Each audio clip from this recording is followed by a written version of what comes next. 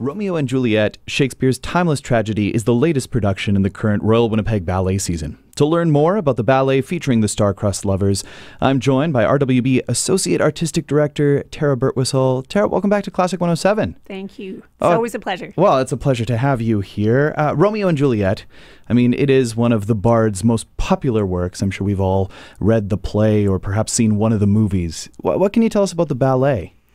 With ballet, I'm going to tell you as a dancer what the greatest thing about this ballet is, and obviously it's the music. The choreographer has done such a great job with the music and the dance combined that as Juliet, it was one of my favorite roles. I could just become Juliet without even really thinking about it. It was like the great dance actress roles. So it's always one of those ballets that the dancers always look forward to seeing or doing. Mm-hmm. And I dare say, if you've seen Romeo and Juliet a million times, it's always different. It's because it's always a different cast. Well, I mean, you're a born and bred RWB dancer, right? You've climbed through the ranks, and you mentioned that it's one of your favorite roles to perform. Is it sort of like a rite of passage to perform the role of Juliet? That is a great way of putting it. Ah. Yes, it is. It really is. It's one of the, it's one of the most coveted roles for a female dancer, ballerina. And everyone eagerly awaits for it to sort of come up in rotation. We don't do it that often, every 5 years. So it is. It's if you get to do Juliet, you kind of feel like you've made it. Yeah, I mean, it's one that I've seen a handful of times now. I guess the last 2 times I've seen it, so 2014, I think, was the last production, something like that? Yeah, and I mean, to me, one of the things that always makes my jaw drop at the role of Juliet is the progression throughout the ballet, but also that it's so much more than just the technical ability. It's also the depth of the acting and the character that is portrayed up on the stage. So to me, it's always one of those that I'm excited to see when it's part of the season. Yes, it's great because the dancer gets to also interpret it, which is often not with a Sleeping Beauty, with an Aurora. It's pure technique and classical, and of course you're doing the character, but this is sort of it's so unique to each dancer that it's always a little bit different.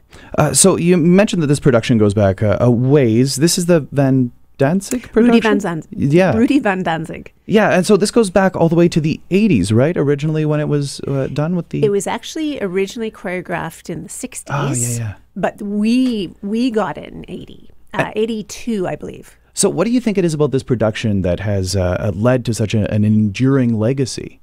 I think it really holds against time. The actual choreography was, the choreographer Rudy had done this choreography in almost a pedestrian way. So everyone can relate to it. Any audience member can relate to it. And I think because of that, there was no trend. He didn't do the choreography off of trend then. He did it off of just pure emotion.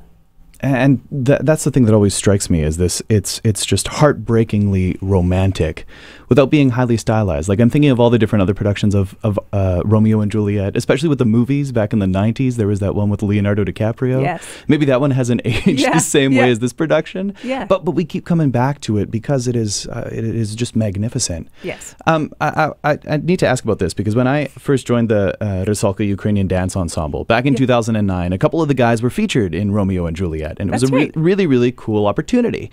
This year, you guys also have some guest performers. Can you tell us about who's going to be joining the RWB? We sure do. We have Craig Ramsey and Catherine Reeford-Ludlow.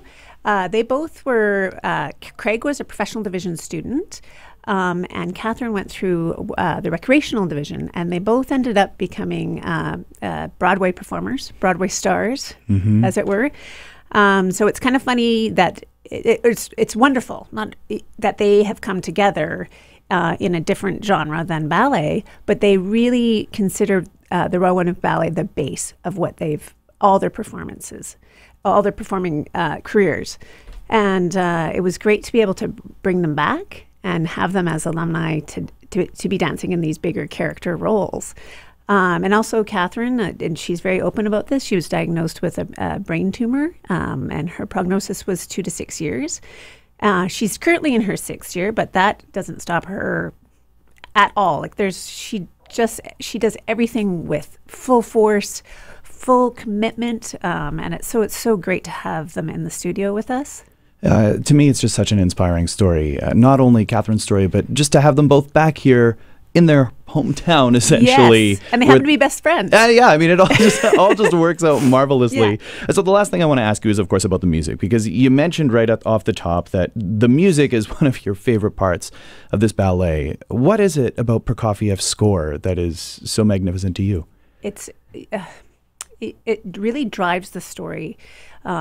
Every single note speaks, as I can speak, as from performing Juliet, it speaks to Juliet. It speaks to every emotion.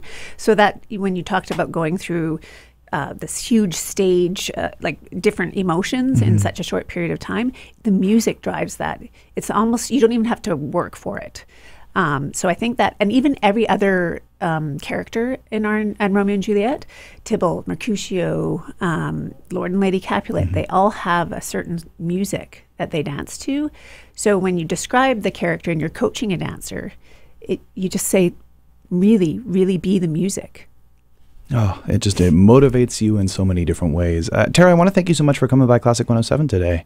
You're welcome. Well, it's always a pleasure to have you back here. Thank you. Anytime. All you listening can go and check out Romeo and Juliet. It begins tomorrow, Wednesday, running through Sunday. For tickets and information, you can visit rwb.org or head to classic107.com.